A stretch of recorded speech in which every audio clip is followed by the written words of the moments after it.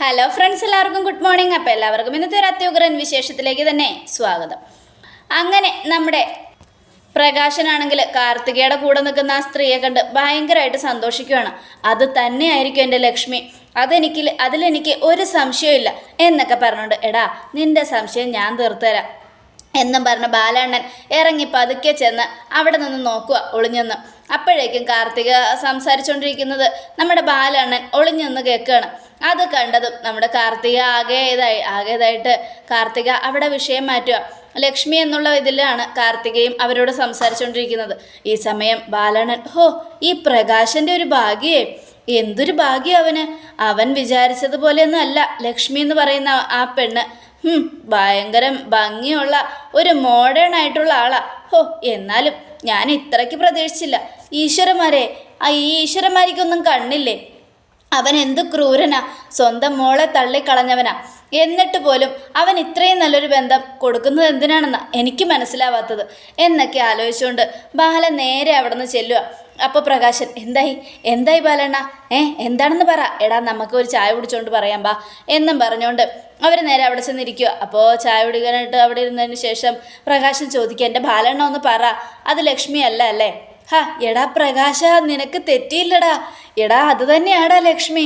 അവള് കാർത്തിക ലക്ഷ്മിയെന്ന് വിളിക്കുന്നത് ഞാൻ എൻ്റെ കാതുകൊണ്ട് കേട്ടതാടാ. പിന്നെ അമ്മയെന്ന് പറയുന്നതും എൻ്റെ രണ്ട് കാതുകൊണ്ടും കേട്ടു, കണ്ണുകൊണ്ട് കാണുകയും ചെയ്തു. അത് കേട്ടതും, സത്യമാണോ ബാലണ്ണ? സത്യമാണോ ഈ പറയുന്നേ? പിന്നല്ലാതെ. എടാ പ്രകാശ, നീ ഭാഗ്യം ചെയ്തവനാടാ. നിന്റെ മകളെ നീ തള്ളിക്കളഞ്ഞെങ്കിലും നിനക്ക് വല്ല ശാപവും പാപവും കിട്ടുമെന്നാണ് ഞാൻ കരുതിയത്. എന്നാ നീ ഇന്ന് ജീവിതത്തിൽ കോടീശ്വരനാകാൻ പോവല്ലേ? ഇത്രയൊന്നും ഞാൻ പ്രതീക്ഷിച്ചില്ല പ്രകാശ എന്നൊക്കെ പറയാണ്. ഇത് കേട്ടതും, അപ്പം ഞാൻ കരുതിയത് സത്യമായി. എന്തായാലും ലക്ഷ്മി എന്ന് പേര് കേട്ടപ്പോൾ തന്നെ ഒരു മഹാലക്ഷ്മി ആയിരിക്കും എന്ന് ഞാൻ കരുതി. അത് സത്യമായി ബാലണ്ണ.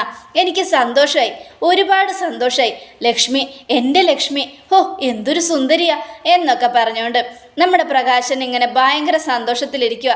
എടാ പ്രകാശ, ഇത്രയും അവർക്ക് നല്ല ഭംഗിയുള്ളതുകൊണ്ട് ഞാൻ ചോദിക്കുക.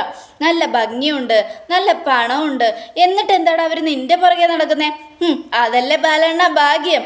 എനിക്ക് ഭാഗ്യം ഉണ്ടായതുകൊണ്ടല്ലേ അങ്ങനെ സംഭവിച്ചത്.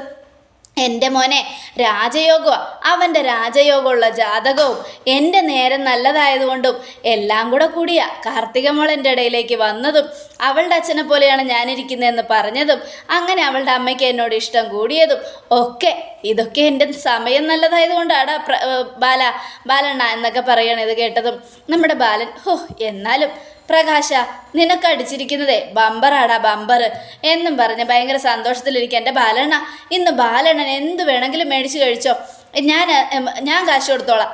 എനിക്ക് അതിൽ സന്തോഷമാണ്. കാരണം ഇന്നത്തെ ദിവസം എനിക്ക് ഭയങ്കര സന്തോഷമാണ് ബാലണ്ണ. ഞാൻ കല്യാണം കഴിക്കാൻ പോകുന്ന ആളാരാണെന്ന് സർപ്രൈസ് ആക്കി വെച്ചിരിക്കുമായിരുന്നു കാർത്തിക മോള്.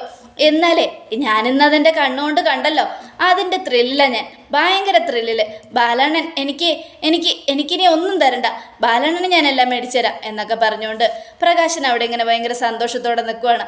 ഇതേ സമയം മനോഹറിനെയാണ് കാണിക്കുന്നത്.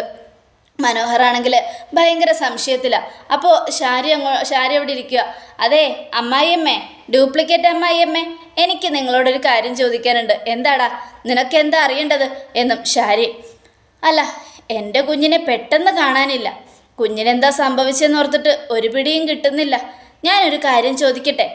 എന്താടാ, നീ എന്താ ഞാനാണ് ആ കുഞ്ഞിനെ കൊന്നെന്ന് പറയാനാണോ? CCTV-യിൽ, അതും പുറത്തുള്ള CCTV-യിൽ കുഞ്ഞിനെ ഒരു പിച്ചക്കാരൻ വരുന്നതും ആ ഭിക്ഷക്കാരൻ തിരിച്ചു കൊണ്ടുപോകുന്നതുമാണ് കാണിക്കുന്നത്. പുറത്ത് നടന്ന സംഭവമാണ് CCTV-യിൽ കണ്ടത്. എന്നാൽ അകത്ത് CCTV ഇല്ലാത്തതുകൊണ്ട് അകത്തെന്താ സംഭവിച്ചതെന്ന് ഇതുവരെയും പിടികിട്ടുന്നില്ല. എന്താ സംഭവിച്ചതെന്ന് നിങ്ങൾ എന്നോട് പറഞ്ഞേ പറ്റൂ. നിങ്ങൾ മറുപടി പറയേണ്ടി വരും, സമാധാനം പറയേണ്ടി വരും. അതൊരു പിഞ്ചു കുഞ്ഞാ, അതിനോട് പോലും ക്രൂരത കാണിക്കുന്ന നിങ്ങളൊക്കെ ഒരു മനുഷ്യരാണോ? നിങ്ങളും നിങ്ങളുടെ ഭർത്താവും ഒരേ റൂട്ടിലൂടെ സഞ്ചരിക്കുന്നവരാ, കൊടും ക്രൂരരാ. നിന്നെപ്പോലെ ഒരുത്തൻ്റെ കുഞ്ഞല്ലേടാ അത്. അതിന് ഇതല്ല, ഇതിനപ്പുറവും സംഭവിക്കും. അതേ, അകത്ത് നടന്നത് എന്താണെന്ന് എൻ്റെ മൈൻഡിൽ എനിക്ക് ഒന്ന് ചിന്തിക്കാൻ കഴിയുന്നതേ ഉള്ളൂ. എന്തൊക്കെയാ സംഭവിച്ചതെന്ന് ഞാൻ നിങ്ങൾക്ക് പറഞ്ഞു തരേണ്ട ആവശ്യമില്ല. പക്ഷേ ഒരു കാര്യം ഞാൻ പറയാം, കുഞ്ഞിനെന്തെങ്കിലും സംഭവിച്ചാൽ നിങ്ങൾ പെടാപ്പാട് പെടും. അത് ഉറപ്പാ എന്നും പറഞ്ഞ് മനോഹർ ഇങ്ങനെ ദേഷ്യപ്പെടുക. ഈ സമയം ശാരി, ഈശ്വര, ഞാനിപ്പോൾ ഇവിടെ സമ്മതിക്കുകയാണെങ്കിൽ ഇവനെല്ലാം സരയുവിനോട് തുറന്നു അതൊരിക്കലും നടക്കരുത്, സരയു ഒന്നും അറിയാൻ പാടില്ല എന്നൊക്കെ ആലോചിച്ചുകൊണ്ട് ശാരി ഇങ്ങനെ നിൽക്കുക. എന്താ അമ്മായിയമ്മ നിങ്ങളൊന്നും മിണ്ടാത്തെ? പറയാനല്ലേ പറഞ്ഞത്. എൻ്റെ കുഞ്ഞെവിടെ? നിന്റെ കുഞ്ഞോ? നിനക്കതിനോട് വല്ല സ്നേഹം ഉണ്ടോടാ? അങ്ങനെ ഉണ്ടായിരുന്നെങ്കിൽ എൻ്റെ മോളെ നീ ചതിക്കുമായിരുന്നോ? അതെ, ഞാനിവിടെ നിൽക്കുന്നത് തന്നെ ആ കുഞ്ഞിന് വേണ്ടിയാ. ആ കുഞ്ഞിനെ കണ്ടപ്പോൾ എനിക്ക് എന്താണെന്നറിയില്ല, അങ്ങ് വിട്ടു പോകാൻ തോന്നുന്നില്ല. അതുകൊണ്ടാണ് ഇവിടെ തന്നെ പിടിച്ചു നിന്നത്. പക്ഷെ ഇന്ന് ആ കുഞ്ഞിനെ കാണാനില്ല എന്നാണെങ്കിൽ നിങ്ങളെ കൊണ്ടൊക്കെ ഞാൻ സമാധാനം പറയിപ്പിക്കും. അത് കേട്ടതും ശാരി, ഒന്ന് പോടാ, നീ ഒറ്റൊരുത്തനാ ഇതിനെല്ലാം കാരണം. എൻ്റെ മോളുടെ ജീവിതം തകർത്തിട്ട് അവളെ ഈ അവസ്ഥയിലാക്കിയത് നീയാടാ. നിങ്ങൾ എന്താ കരുതിയേ ആ കുഞ്ഞ് നഷ്ടപ്പെട്ട നിങ്ങളുടെ മോള് സമാധാനമായിട്ട് ജീവിക്കുമെന്നോ? എന്നാ കേട്ടോ, അവളിപ്പോൾ ഭ്രാന്ത് പിടിച്ച അവസ്ഥയാ. അവൾ ചോദിക്കുന്ന ചോദ്യങ്ങൾക്ക് ഉത്തരം പറ, ഇല്ലെങ്കിൽ നിങ്ങൾക്ക് ജീവിതകാലം മുഴുവനും അനുഭവിക്കേണ്ടി വരും. അത് കേട്ടതും ശാരി ഞെട്ടി. ശാരി നിന്ന് നിലവിളിക്കുക. അപ്പോഴേക്കും മനോഹർ അങ്ങ് പോയി. രാഹുൽ വരിക. എന്താ ശാരി? ആ വൃത്തികെട്ടവനെല്ലാം അറിയാം. കുഞ്ഞിനെ മാറ്റിയത് നമ്മളാണെന്ന് വരെ അവനറിയാം. ഭിക്ഷക്കാരൻ്റെ കയ്യിൽ നമ്മൾ കുഞ്ഞിനെ കൊടുത്തോന്ന അവൻ്റെ ചോദ്യം. ഈശ്വര, ഈ ചോദ്യം ഇങ്ങനെ പോയാൽ വലിയ പ്രശ്നമാവുമല്ലോ. നമ്മൾ അവനെക്കുറിച്ച് എന്ത് പറഞ്ഞാലും നമ്മുടെ മോള് വിശ്വസിക്കില്ല. പക്ഷേ അവൻ നമ്മളെക്കുറിച്ച് എന്ത് പറഞ്ഞാലും അവളത് വിശ്വസിക്കും. അതുകൊണ്ട് എനിക്ക് പേടിയാവുന്നു ശരി. നിങ്ങളെയും ഞാൻ കൊല്ലും. നിങ്ങൾ ഒറ്റൊരുത്തന്നെ ഇതിനൊക്കെ കാരണം. നിങ്ങൾ പറഞ്ഞിട്ടാണ് ഞാൻ ഇങ്ങനൊരു കടുങ്കൈ ചെയ്തത്. ഞാൻ അപ്പോഴേ പറഞ്ഞതാ വേണ്ടെന്ന്. എന്നിട്ടും നിങ്ങൾ എന്തിനാ ഇങ്ങനെയൊക്കെ ചെയ്തത്? അത് കേട്ടതും എൻ്റെ ശാരി, ആ കുഞ്ഞ് നഷ്ടപ്പെട്ട നമ്മുടെ മോള് നല്ല രീതിയിൽ ജീവിക്കുമെന്ന് ഓർത്തിട്ടാ. പിന്നെ നിങ്ങൾക്ക് തലയ്ക്ക് ഭ്രാന്ത് പിടിച്ചോ? അവൾക്ക് എങ്ങനെ ജീവിക്കാൻ പറ്റും? അവളുടെ കുഞ്ഞ്, അതിനെ നഷ്ടപ്പെട്ട അവൾക്ക് സമാധാനത്തോടെ ജീവിക്കാൻ പറ്റുമെന്ന് നിങ്ങൾക്ക് തോന്നുന്നുണ്ടോ? ശരി, ഞാൻ ഉദ്ദേശിച്ചത് അതല്ല. അവൾക്ക് ജീവിക്കാൻ പറ്റും. കാരണം നാളെ മനോഹർ ഒരു പെരുങ്കള്ളനാണെന്ന് അവൾ തിരിച്ചറിയും. അങ്ങനെ തിരിച്ചറിഞ്ഞു കഴിയുമ്പോൾ ഉറപ്പായിട്ടും നമ്മുടെ മോള് സമാധാനത്തോടെ ജീവിക്കണ്ടേ? ആ കിരണിനെ കല്യാണം കഴിച്ചാലും ആ കിരണിൻ്റെ കുഞ്ഞിനെയും നമ്മൾ ഒഴിവാക്കണം. അങ്ങനെയുള്ള കാര്യങ്ങളാണ് ഇനി ചെയ്യേണ്ടത് എന്നൊക്കെ പറയണം. ഇതെല്ലാം കേട്ടതും എനിക്കറിയില്ല, എനിക്കൊന്നും അറിയില്ല. എൻ്റെ മോള് ചോദിച്ചാൽ ഞാൻ എന്ത് സമാധാനം പറയുമെന്ന് പോലും അറിയില്ല എന്നൊക്കെ പറഞ്ഞുകൊണ്ട് ശാരി ഇങ്ങനെ നിൽക്കുക. ഈ സമയം രാഹുലും പോയി. അപ്പോൾ സരി വരിക. സരി വന്നിട്ട്, മോളെ, എൻ്റെ മോളെ, അമ്മയുടെ പൊന്നു മോളെ എവിടെയാ? അമ്മയ്ക്ക് നിന്നെ കാണാതെ ഉറക്കം വരുന്നില്ല. നീ എവിടെയാണെന്ന് പറ കുഞ്ഞ എന്നൊക്കെ പറഞ്ഞുകൊണ്ട് അന്വേഷിച്ച് നടക്കുക. പക്ഷെ എത്രയൊക്കെ അന്വേഷിച്ചിട്ടും കുഞ്ഞിനെ കാണുന്നില്ല. സരയുനാണെങ്കിൽ സങ്കടം സഹിക്കാൻ പറ്റുന്നില്ല. എന്ത് ചെയ്യണമെന്ന് ഓർത്തിട്ട് ഒരു പിടിയില്ല. അപ്പോഴാണ് അവിടെ ശാരി നിൽക്കുന്നത് കണ്ടത്. അമ്മേ, എൻ്റെ കുഞ്ഞിനെ കണ്ടോ? അമ്മ എൻ്റെ കുഞ്ഞിനെ കണ്ടോ എന്ന്? എനിക്കെൻ്റെ കുഞ്ഞിനെ കാണണം. നിങ്ങൾ എന്താ ഒന്നും മിണ്ടാത്തെ? പറ, എൻ്റെ കുഞ്ഞെവിടെയാ അമ്മേ? പറ അമ്മേ എന്നും പറഞ്ഞ് സരയു നിലവിളിക്കാൻ തുടങ്ങി. പക്ഷേ സരയുവിന് ഒരേ സമയം ആകാംക്ഷയും നിലവിളിയും ഒപ്പം ദേഷ്യവും. എൻ്റെ കുഞ്ഞെവിടെയെന്ന് പറയാൻ മര്യാദയ്ക്ക് പറഞ്ഞില്ലെങ്കിൽ നിങ്ങളെ ഞാൻ കൊല്ലും. എൻ്റെ കുഞ്ഞെവിടെ? നിങ്ങൾ ഒരാളാ ഇവിടെ അടുക്കളയിൽ നിന്ന് ജോലി ചെയ്തുകൊണ്ടിരുന്നത്. എൻ്റെ കുഞ്ഞ് ഹോളിൽ കിടക്കുന്നുണ്ടായിരുന്നു എന്ന് നിങ്ങൾ പറഞ്ഞു. അങ്ങനെ കിടന്നിട്ടും ഭിക്ഷക്കാരൻ എടുത്തോണ്ട് പോകുന്നവരെ നിങ്ങൾ എന്ത് ചെയ്യുമായിരുന്നു? എനിക്കെൻ്റെ കുഞ്ഞിനെ വേണം. എൻ്റെ കുഞ്ഞിനെ എനിക്ക് കിട്ടിയേ പറ്റൂ. ഈശ്വരൻ, എൻ്റെ കുഞ്ഞെവിടെ? അങ്ങോട്ട് മാറുതള്ളേ എന്നും പറഞ്ഞുകൊണ്ട് ശാരിയെ പിടിച്ചൊരു ഒറ്റ തള്ളി നമ്മുടെ സരയു നേരെ അവിടെ വെളിയിലേക്ക് ഓടുക. മോളെ, അവിടെ നിൽക്ക്. ഇല്ല, എൻ്റെ കുഞ്ഞ് തിരിച്ചു വരാതെ ഞാനും തിരിച്ചു വരില്ല. എനിക്കെൻ്റെ കുഞ്ഞിനെ വേണം എന്നും പറഞ്ഞ് നമ്മുടെ സരയു ഭയങ്കര കരച്ചില. ഈശ്വര, ഞാൻ ഇനി എന്ത് ചെയ്യും? എൻ്റെ മോള് നന്നായി ജീവിക്കുമെന്നോർത്ത് എങ്ങനെയൊക്കെ ചെയ്തത്. അവസാനം അവൾക്ക് ഭ്രാന്താകുന്ന ലക്ഷണമുണ്ടല്ലോ. അവൾക്ക് ഭ്രാന്തായ എനിക്കത് സഹിക്കാൻ പറ്റില്ല ഭഗവാനെ. ഞാൻ എന്ത് സമാധാനം പറയാം അവളോട് എന്നൊക്കെ ആലോചിച്ചുകൊണ്ട് നമ്മുടെ ശാരി അങ്ങനെ നെഞ്ചത്ത് അടിച്ച് കരയുന്ന പോലെ നിൽക്കുക. ഈ സമയം പിന്നീട് കാണിക്കുന്ന സരയു മുറ്റത്തൊക്കെ പോയി കരയുകയാണ്. അപ്പോൾ കല്യാണി, ഈശ്വര, ഭയങ്കര സങ്കടമുള്ള കാര്യമാണല്ലോ കിരണേട്ടാ അവളേത്. എന്നാലും ആ കുഞ്ഞിന് എന്താ സംഭവിച്ചത്? ആ ബകാസുരനും അയാളുടെ ഭാര്യയും കൂടെ ചേർന്ന് എന്തെങ്കിലും ചെയ്ത് കാണും. മനോഹർ എന്തായാലും ആ കുഞ്ഞിനൊന്നും ചെയ്യാൻ പോകുന്നില്ല. അതളിയൻ പറഞ്ഞത് ശരിയാളിയാ.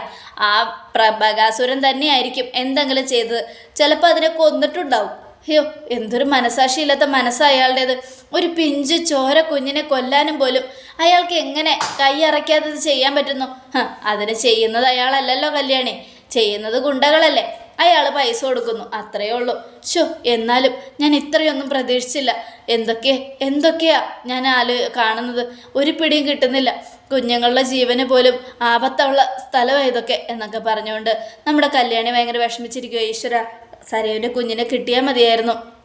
താരാൻറ്റി എങ്ങനെ ഇത് അറിഞ്ഞാൽ താരാൻറ്റിക്ക് ഇത് സഹിക്കാൻ പറ്റില്ല. അതേ കല്യാണി, പാവം താരാൻറ്റിക്ക് ഒരുപാട് സങ്കടമുണ്ട്, സങ്കടമാവും അറിഞ്ഞു കഴിഞ്ഞാൽ എന്നൊക്കെ പറഞ്ഞ് കിരൺ ഇങ്ങനെ വിഷമിച്ച് നിൽക്കുവാണ്. ഈ സമയം സരയു, എൻ്റെ കുഞ്ഞിനെ കണ്ടോ, നിങ്ങൾ ആരെങ്കിലും കണ്ടോ, ഭിക്ഷക്കാരെ തട്ടിക്കൊണ്ടുപോയത്, എൻ്റെ കുഞ്ഞിനെ ഒന്ന് മേടിച്ചു തരാവോ എന്നും ചോദിച്ച് കരയുക. ദൈവമേ, അവൾ ഇങ്ങോട്ട് നോക്കി കരയുവാണല്ലോ കിരണേട്ട. ഇനിയിപ്പോൾ എന്ത് ചെയ്യാൻ? അവനവൻ ചെയ്യുന്ന പാപങ്ങൾ അവനവൻ തന്നെ വിടണം കല്യാണി, അവൾ അനുഭവിക്കട്ടെ. ഒരു ദിവസം ഇതുപോലെ നമ്മുടെ കല്ലുമോനെ തട്ടിപ്പറിച്ചുകൊണ്ട് പോയതല്ലേ അവളുടെ അച്ഛൻ കാരണം. ഭിക്ഷക്കാരെ തട്ടിപ്പറിച്ചുകൊണ്ട് പോയ സമയത്ത് നീ ഓടിപ്പോയി പിടിച്ചില്ലായിരുന്നെങ്കിൽ നമ്മുടെ മോൻ്റെ അവസ്ഥ എന്താവുമായിരുന്നു? അതുപോലെ തന്നെ അവളും അനുഭവിക്കട്ടെ. അവളുടെ അമ്മയാണിത് ചെയ്തതെന്ന് അവൾ എന്തായാലും മനസ്സിലാക്കുന്ന ഒരു ദിവസം വരും. അന്ന് ബകാസുരൻ പിന്നെ ഈ ഭൂമിയിൽ ജീവിച്ചിരിക്കില്ല എന്നും നമ്മുടെ കിരൺ തറപ്പിച്ച് പറയുക. ഈ സമയം ശാരി, മനുവേട്ട, എൻ്റെ കുഞ്ഞിനെ കാണുന്നില്ല മനുവേട്ട, വിഷമിക്കേണ്ട മോളൂ, നമുക്ക് കണ്ടുപിടിക്കാം, പോലീസിൽ പരാതി കൊടുത്തിട്ടുണ്ടല്ലോ, മോള് ധൈര്യമായിട്ടിരിക്കുക എന്നൊക്കെ പറയുവാണ്. ഈ സമയം പിന്നീട് കാണിക്കുന്ന പ്രകാശൻ ഭയങ്കര സന്തോഷത്തോടെ വീട്ടിലേക്ക് ചെല്ലുക. കാരണം ലക്ഷ്മിയാണെന്ന് തെറ്റിദ്ധരിച്ച് വേറൊരാളെ കണ്ടല്ലോ. അത് പ്രകാശൻ്റെ മനസ്സിൽ ലക്ഷ്മി തന്നെയാണ്, പക്ഷേ അത് ലക്ഷ്മിയല്ല എന്നുള്ളതാണ് സത്യം. അപ്പോൾ മൂങ്ങ, എടാ പ്രകാശ, ഇന്ന് നിൻ്റെ മുഖത്ത് നല്ല തെളിച്ചുണ്ടല്ലോ, എന്താടാ മോനെ എന്നും ചോദിക്കുക. എൻ്റെ അമ്മേ, ഇന്ന് ഞാൻ ഒരാളെ കണ്ടു, എൻ്റെ ജീവിതത്തിൽ ഏറ്റവും കൂടുതൽ കാണാൻ ആഗ്രഹിച്ച ഒരാൾ. ആരെയാടാ? ആ ദീപയാണോ? ഓ നശിപ്പിച്ച്, നിങ്ങൾ എന്തിനാ തള്ളേ ആ വൃത്തിയായിട്ടുള്ള പേരെടുത്ത് പറയുന്നേ? പിന്നെ ആരെയാ നീ കണ്ടത്? എൻ്റെ അമ്മേ, അവളെ ഞാൻ എൻ്റെ ജീവിതത്തിൽ കാണരുതെന്നേ വിചാരിക്കൂ. എന്നാ ഇത് ഏറ്റവും കൂടുതൽ കാണാൻ ആഗ്രഹിച്ച ഒരാളുടെ കാര്യമാണ് ഞാൻ പറഞ്ഞത്. ആരാടാ പ്രകാശ് അത്? വേറെ ആര്? ലക്ഷ്മി, മഹാലക്ഷ്മി, കാർത്തിക മോളുടെ അമ്മ. സത്യമാണോടെ ഞാൻ കേൾക്കുന്നത്? അതേ അമ്മേ. അല്ല, അവൾ ചെന്നൈയിലല്ലേ? അങ്ങനെയല്ലേ കാർത്തിക മോള് പറഞ്ഞത്? എൻ്റെ അമ്മേ, അതൊക്കെ കള്ളം. ഞാനും ആ ലക്ഷ്മിയും തമ്മിൽ കാണാതിരിക്കാൻ കാർത്തിക മോള് കളിച്ചൊരു കളിയാത്. പക്ഷേ ലക്ഷ്മി ഇവിടെ തന്നെ ഉണ്ടെന്ന് എന്നെ ദൈവം കാണിച്ചു തന്നു. ഇന്ന് കാർത്തികയും ലക്ഷ്മിയും കൂടെ റെസ്റ്റോറൻറ്റിൽ കയറിയപ്പോൾ ബാലണ്ണൻ അവരുടെ പിന്നാലെ പോയി. എന്നിട്ട് അവർ സംസാരിക്കുന്നതൊക്കെ ഒളിഞ്ഞെന്ന് കേട്ട് ബാലണ്ണൻ എന്നോട് വന്ന് ഉറപ്പിച്ച് പറഞ്ഞു അത് ലക്ഷ്മിയാണെന്ന്. സത്യമാണോടാ? എങ്ങനെ ഉണ്ടായിരുന്നടാ എൻ്റെ പുതിയ മരുമകൾ? ഓ, നല്ല ആട്ടിയത്തുള്ള വീട്ടിലെ കുട്ടിയാന്ന് അമ്മയ്ക്ക് ആരുടെ മുഖത്ത് നോക്കിയും പറയാം. നല്ല മിടുക്കിയ, നല്ല ഐശ്വര്യമുണ്ട് മുഖത്ത്. പഴയ രണ്ടെണ്ണത്തിനെ പോലെയല്ല, യക്ഷികളൊന്നുമല്ല, നല്ല അന്തസ്സുള്ള തറവാട്ടിൽ പിറന്ന പെൺകുട്ടിയാണെന്ന് ഒറ്റ നോട്ടത്തിൽ കണ്ട് ആരും പറയും.